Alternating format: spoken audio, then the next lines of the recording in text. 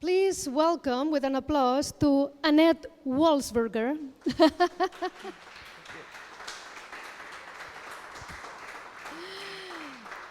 And also we have at the other side of the screen in Munich, Andrea Lissoni. Applause for him. Hi, Andrea. Hi.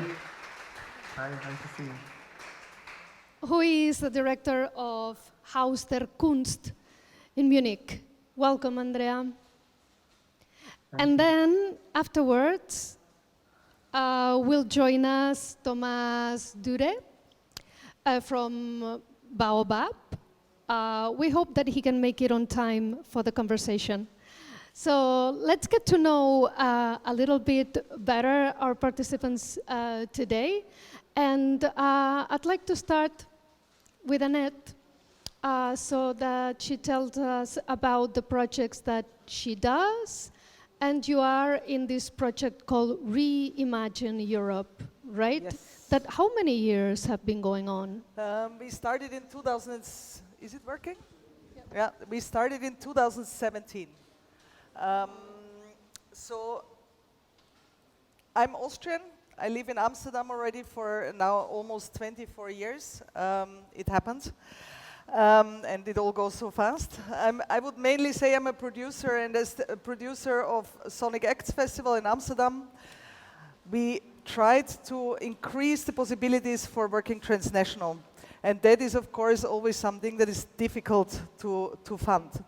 So in 2017, we managed with about 10 organizations to get money from the European Commission to work together on a large-scale collaboration project.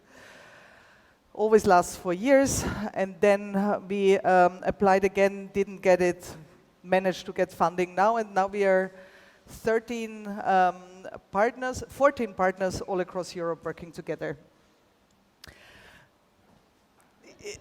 Shall I immediately go into my presentation mode, or is it more for Andrea? I was expecting that you tell us more, but Okay, maybe maybe we can listen to Andrea so he can tell us like a bit about the work that he's doing at Haus der Kunst. Good morning.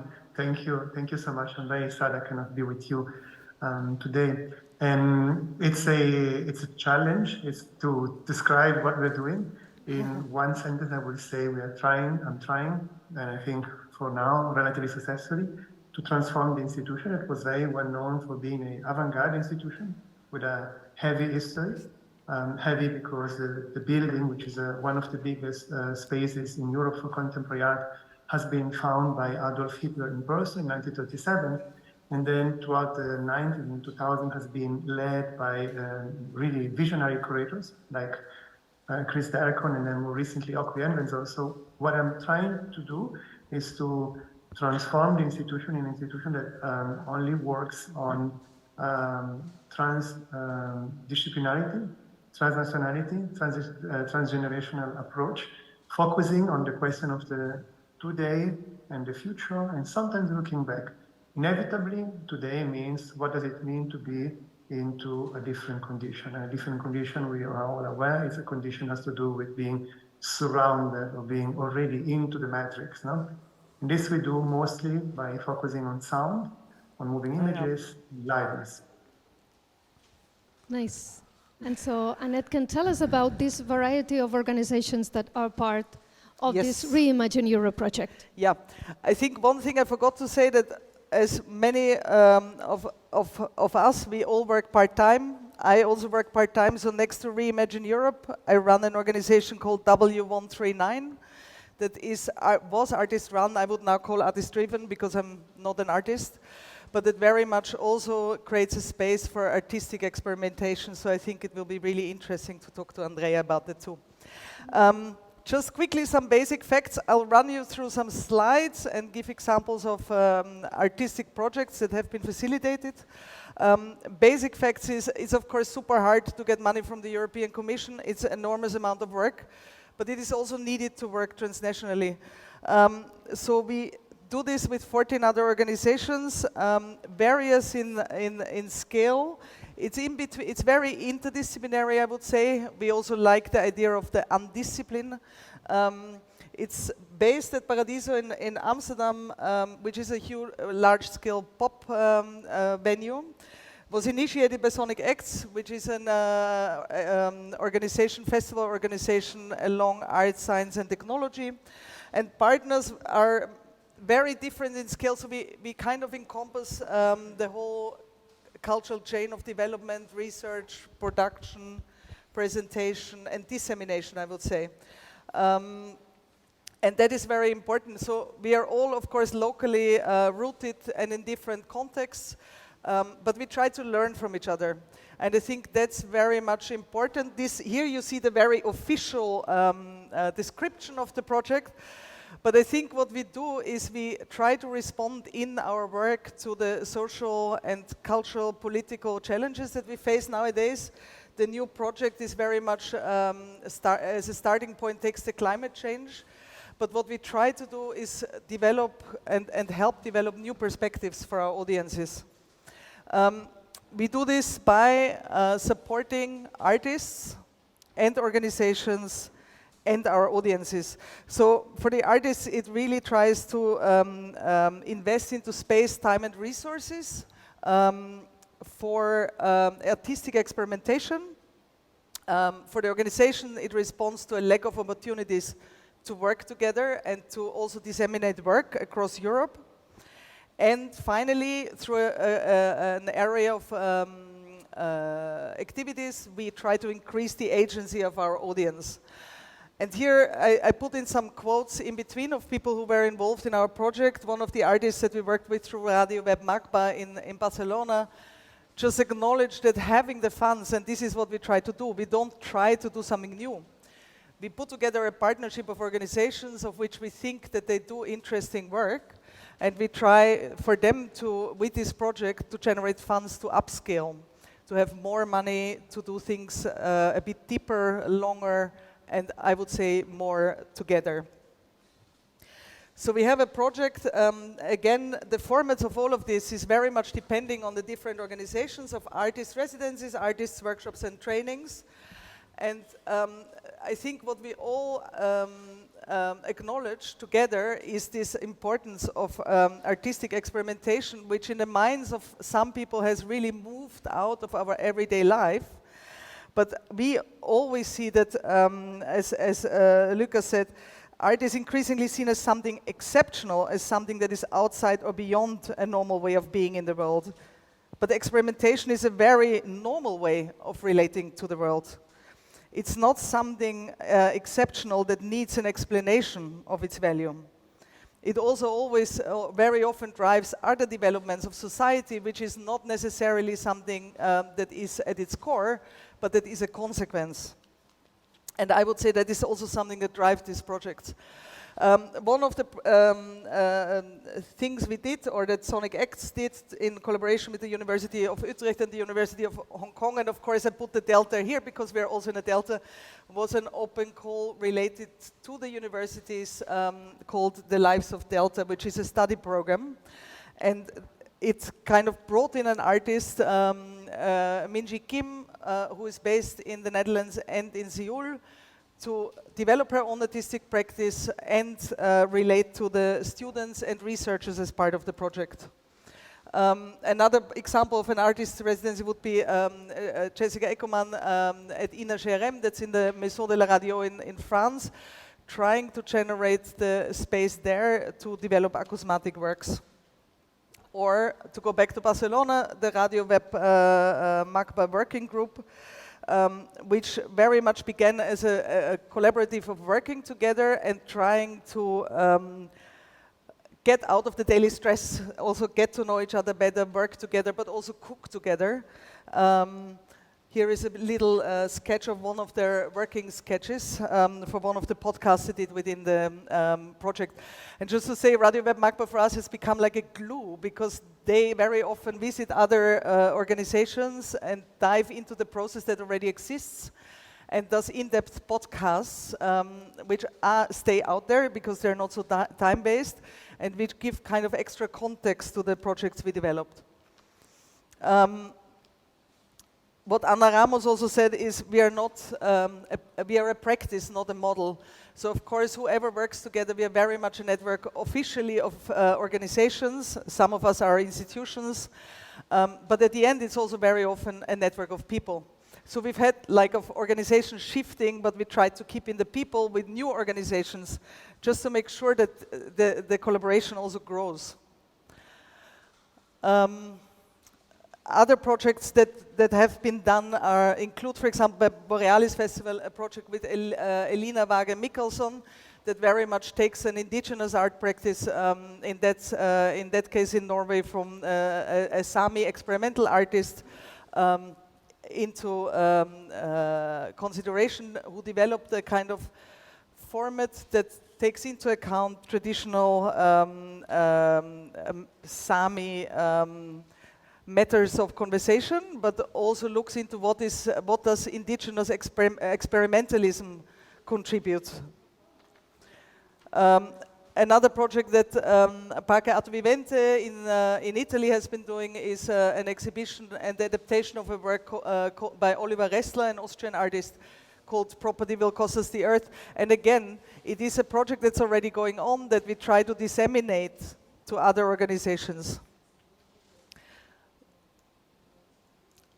The final point, quite important, is the idea of increasing the agency of our audiences and participants, and that is done through various activities, including activation workshops, meetup symposia, online publications, lots that include podcasts, but also PDFs and audio releases, and our project website.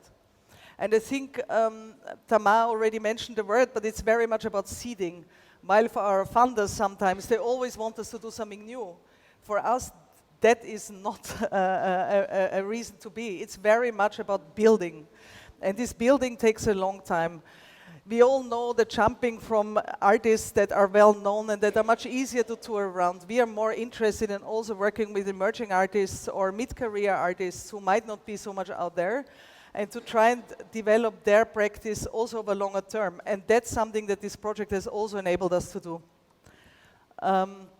The same, of course, holds true for audiences, and this is an example that I like a lot from our partner Container in Croatia, who did a project called The Factory of Sound, which is an informal learning on experimental and improvised music, electronic music for kids, responding to the need for other ways of music education, which is super conservative in Croatia. And they said, okay, we want to add something else, and over years, together with improvised musicians, developed a new methodology. Partner DisruptionNet, it's more an idea of a symposium that is being organized as part of the project, and that probably also brings out a few artworks that might tour, is Artivism, of course the connection between art and activism, and looking how that can address issues that should be changed in quite an activist way. And I think one of the last projects, well, two more, that I just wanted to touch upon is a project called Potential Worlds between Alia Hussain and Anna Bunting-Branch that builds on the shared interest of feminist science fiction. And it takes as a starting point the feminist language Ladan, and looks into the gaps of dominant languages and how other modes of expression using gesture, mark making and sound can be included.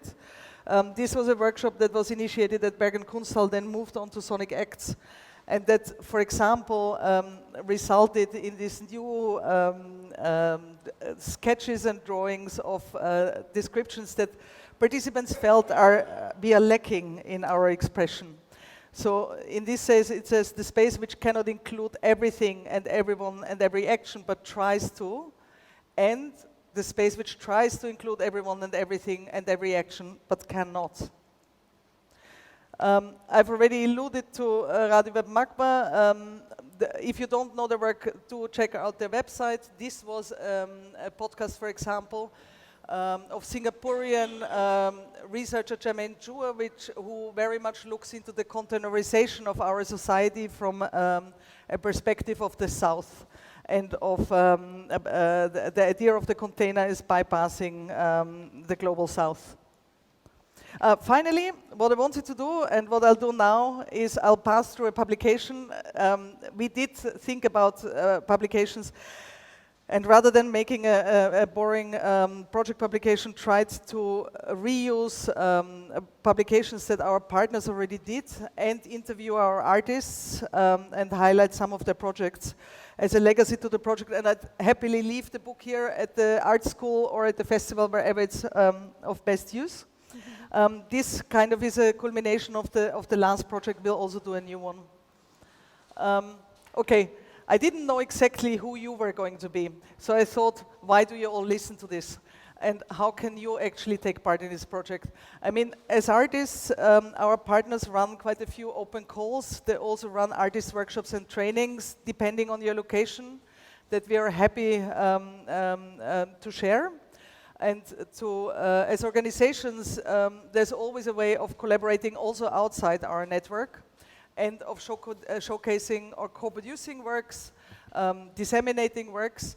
And as audience and participants, as I said, our partnership, as I would call it, is situated in quite a few countries in Europe. Do look at workshops, symposia of partners. And because we are so much aware of the location and context, specific context that we work in, we also try to publish everything we do online. So the project website, reimagineeurope.eu, has a lot to provide, also from the past projects. We really try to share the knowledge of artists and the experiments we did and our failures. That's PDFs and audio releases that, of course, all link through to our partners. And I'll leave you with the last slide from the workshop, Potential Worlds, and do come and find me throughout the festival. Thank you very much. I was reading. There ought to be a word for, yes. Yeah, thank you. No, yeah, there ought to be a word for the pleasant sensation of knowing someone who has experienced the same injustice actions as yourself, and who, as a consequence, has the ability and understanding to know or can genuinely grasp your own thoughts and feelings, not only concerning the particular matter, but also how it may have shaped your perception of the world. I think that this is a great slide to end the presentation. And I would like to go back to Andrea. Let's go back to Munich.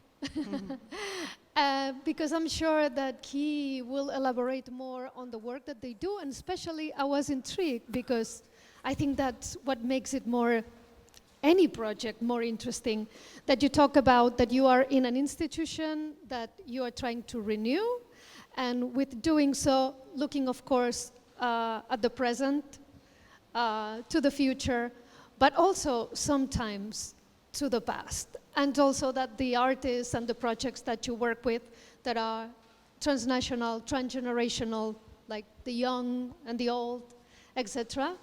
How do you do that? Because it's not an easy thing. Well, thank you. It is a very beautiful and accurate question. I mean, obviously I invite everyone to check on the website, but basically what we do is not simple to explain, because there are no models in the, let's say, contemporary landscape, in the museum contemporary landscape to some extent. There would have been models maybe in the 70s, like the ICA of the beginning in London, how the way it was funded, the ambitions behind the Pompidou, without we at all wanting to be ambitious at the center, Georges Pompidou, of bringing everything together and moving out from the idea of this building being a big Kunsthalle, but rather being a production center, a real production center. What does it mean? First, we don't have a hierarchy between exhibitions and what we call different strengths. So we have a strength dedicated to music and sound called tune. I mean, you can see a poster just behind me. I am structurally against the idea of the gig culture, right? And I'm convinced, I mean, I think we all agree on the fact that since more than 50 years, we have astonishing artists that have been working with sound and music that deserve to be acknowledged that way. So we have no collection, we have no other way to acknowledge it, but having them with us for at minimum 4 days, meaning that they will come probably like a year before, 6 months before. We have now a journey of artists that came, that will play next year. And when they are with us in the 2, 3, 4 days, they will do like maybe the first slide they ever made, a cooperation. They will show a film they scored. They would very likely have a conversation, a talk. And they will be also showing the last slide they conceived, maybe in cooperation with someone else. Huh? And in choosing this array of artists, we combine artists from very young generation to one of the past, try to bring them from all over the world. We do not do exhibition in First Nation or indigenous, let's say, artists by sending artworks. We want to represent these voices by inviting those that we consider the best representatives, that are people working with their own voice, therefore with sound and music. That might contradict myself. You see at my back here, we have an exhibition actually of an indigenous community, the Caribbean Film Collective, but it's a survey made with film and video in a very specific venue of the gallery. So we announced the program 1 year before, as if it was an actual exhibition announcement. So, all institutions announce the program 1 year before. So in January, actually before, in November, we announced the whole program of the year. So we work on idea of a pace, and then we can have either Alvin Karan, whose work resonates with the work of John Jonas, we had as a major exhibition, or Standing on the Corner, whose work resonates with a completely other exhibition. So how do we bridge to the past? On the one hand, we have this trend. On the other hand, we are doing shows that no one else will be doing because these artists are not necessarily acknowledged. So the past could be Catherine Ladig. You see her behind me now. The past that will be a show that will be opening in November will be Meredith Monk. So it means that we are doing exhibitions that actually we would love to see. We think these artists are fundamental artists, are not unknown. I mean, Catherine Ladig was a documenter, was a groundbreaking figure in the 70s, 80s, 90s, and still is. He's a composer, an astonishing composer, but not only, has a very rich career, as Meredith Monk is. I think we all agree on that. But they never had a show in the major institution, the MoMA, or the Tate, or the Pompidou, and so on. So we decided to tackle this question by presenting shows of these artists. And how do we do it is another question. I invite you to comment to see. How do we display this practice is our main challenge. But then the whole thing is how we pack all together. And by packaging all together, I told you only one specific strand of our program. We made everything resonating. So you will enter the Haus der Kunst now in 10 days from now, and you'll be having 4 exhibitions across the sites, plus tune happening for the next month, where everything resonates, meaning that we have a group show called Inside Other Spaces by women artists that only made environments between the 50s and the 70s. That is kind of groundbreaking and bridging to the new solo show that we entirely produced of Wang Shui, who is an artist who also works on making, let's call them environments, but nowadays. And that's the bridge between the past and the present. Then I can deep into the question of what environments are and why they were so fundamental, why the word has been hijacked and became installation, why they disappeared from the art history, and how are we remaking these works. But maybe this is a very long, let's say, a very long conversation. I don't want to steal the word to someone else. But this is how we are trying to do it. And the outcome is that the audience doesn't come into the institution to see an exhibition, but comes into the institution to have a experience on a cultural frame that has to do with the last 50 years, but really resonates with the present. And when doing this, we also try to use the most, let's say, accessible approach, trying not to get stuck into the jargon of the arts, trying to give up to all the boxes that are now sticking with words, not, of course, ignoring background and provenances, but like not to generate the problem that we are facing now, the problem of deboxing artists that are astonishing, like John Jonas was, but for too long considered a performance artist, or Marit Monk, for too long considered a singer, a voice, but rather taking them out and melting their practice by acknowledging them into a contemporary understanding and a contemporary also share, which is what we as a public institution are meant to do. So this is the bridge. And then the same approach, of course, we move into younger generation of artists. So we try to maybe make some radical steps into artists that have been doing one or two works and presenting a new step, like generating the exhibition around their practice. And in this, by doing this, we always go for artists that are, as I say, a bit groundbreaking on media, particularly. No? And at the beginning, it was traumatic for the audiences, and then after a while, it became immediately recognizable, but also strangely, in this moment of numbers dropping, strangely successful, because in the end, there is also a need that came out from the 2 years toll we all went through, the tragic 2 years toll we went through. This is the one of togetherness. And that's why I started the institution, running the institution 2 years ago, focusing so much on music, because music brings people, as we all know, on the same level, on the same stage, on the same horizontal, let's say, condition, and allows them to come back and to discuss and to interact, whilst the exhibition are often like following the still terrifying part of modernity, of like running around walls and reading something to be understood. No? So that's how we're trying to operate this transformation. I hope I didn't speak too much, but I tried to frame a little bit. No, that's perfect. And also, it's perfect timing because we have, at the other side of the screen, Thomas Duret from Baobab Laboratory, an arts laboratory in Canada, that also has a transdisciplinary approach, because basically that's what we are also here at Auphonic, especially at the Pro event where we are, that we try to see art from other angles, different angles, or all the angles. So Thomas, are you there? Yes, I'm not sure if you can hear me. My Zoom we can is hear you. Like it. Okay. We cannot see you. Yeah, it's slowly coming. It's a slow process from my computer. So let's do something. Yeah. You will appear on screen eventually, but since we can hear you, I want to ask our audience so that they give an applause to you to welcome you. Thanks.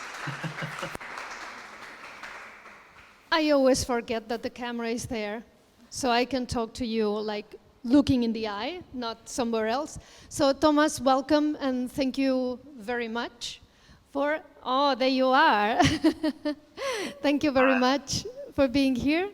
And can you tell us about what you do at Baobab, how you work with the artists, or how you work interdisciplinary, etc. And also how you work like with a queer perspective. That's a special flavor that you bring into the project. Okay, there's a lot, of course, to unpack, so I'm gonna try to be as brief as I can. First, I always try to start from who I am to explain stuff, because it makes more sense after, I think, for everybody else. So I am a neurodiverse person, so my way of thinking and conceptualizing the world is different from neurotypical persons, which means that it has also a big impact on how I create and conceptualize art. And when I talk about queerizing, it's not in the gender way, as Judith Butler talked about it. It's in the more broad it's less specific, more broad. Like queer just means to derail. So, I mean, the basic definition is to derail from the norm, which is something I constantly do just because I don't understand social norms. I don't understand the basic codes of, society. So I tend to, I think that's why I became an interdisciplinary artist also. So as a curator with Baobab, I would say that my biggest interest is to deconstruct. I mean, there's two points: the form and the how could I say the inside. I think I'm not that much awake yet. But yeah, on the form, it's mostly how it's really hard process actually to realize how do I do it, because it's really instinctive. So that's why we all sometimes have a hard time getting funds. But we know that what we're doing helps people because we're giving back artists full agentivity. So what I do when I create an event like the Festival Errands that is coming in more or less 2 weeks is first starting with like complete trust with whoever is arriving with an idea. I think it's the basics of pretty much everything in my practice is I need to trust whoever is coming with an idea, because you cannot work with someone if you don't trust them. And I think there's too much mistrust between curator and artists. So for me, the form is to deconstruct power dynamics. I see myself as a curator more as a person that is invited in the artist practice more than just, deciding who's going to have the right to present their work. That's not how I decided to work with the festival. So for pretty much everybody, I work with an open call. And also I go see a lot of stuff that either people invite me to, or since I'm just really curious, I go see stuff all the time. That's how I discovered Electronic actually some years ago, just because I was searching for, I don't remember what. So I would say that first of all, there needs to be trust, and then just an open dialogue on what is the expectation for the artists, what are their intentions. And with the festival, I need to contextualize a little bit, but the festival is not in the big city of Montreal. It's in Vaudreuil-Dorion, which is like 40,000 citizen city, maybe like 45 minutes away from Montreal. So it's still urban, but it's also not, a metropole. And this has an impact because the people who go to this festival is mostly people who do 9 to 5 and want to have a good time after. So my job is to not give them completely this. They're going to have a good time, but they're not going to be, faced to entertainment. They're going to be presented several projects that reconfigure, I could say, reframe the way of seeing a project, whatever the subject can be that can be approached. And of course, I'm really into socio-political subjects. So the moment there's a project who's addressing something, something intimate, socio-political, it's going to be a plus. And then does that project try to reframe, I don't like saying the experience for the people, because sometimes this has, been reappropriated by the entertainment industry too much. But I'm still going to talk about experience, but it's more about not just, okay, how do we sit when we see that project, but it's more through what they're going to go as an audience when they see that show, because it's only in a site-specific and, an outside stage. So there's already a challenge just because, the sound and the natural elements, but also just because the concentration and focus cannot be the same as when you're in a venue. So I give a lot of trust, and in my, I don't know, 5 years, past 5 years, I think I've been not really happy with the result, maybe less than 2% of the time of the whole people I program. Just because as an artist also, I realize that every time that someone's giving me full trust, I just want to give myself fully to the process. And on the exact opposite, when I feel some kind of mistrust, it kind of blocks me, not just creatively, but also like through my self-esteem. And recently we had like a small event in the Old Convent in Montreal that I created, which was called a Cité Ouverte, Open Cité. And it was really simple. It's just site-specific projects, you know, short 10 minutes performances done in a cycle of, 6. So people go from a space to another. And it was the same. I always say to people, I'm really willing to program a project if you are willing to take a risk and try something that you could never try anywhere else. Which is for me also the same in errands. So that's why there's kind of a wide broad of projects. Like there's projects that have been touring a little bit, like we are hosting Orchestre Puissant Marcel Duchamp, which is a band from France and Switzerland. But we are also hosting people who are doing their first show ever. But I trust them because I see that they are really into it. They're really serious about their work. And when I was talking about queerizing, the arts, it's also de-elitizing, I could say, like to break the elitism in the art, because it's just, I think it just brings so much problem and makes everybody kind of an echo chamber when that happens.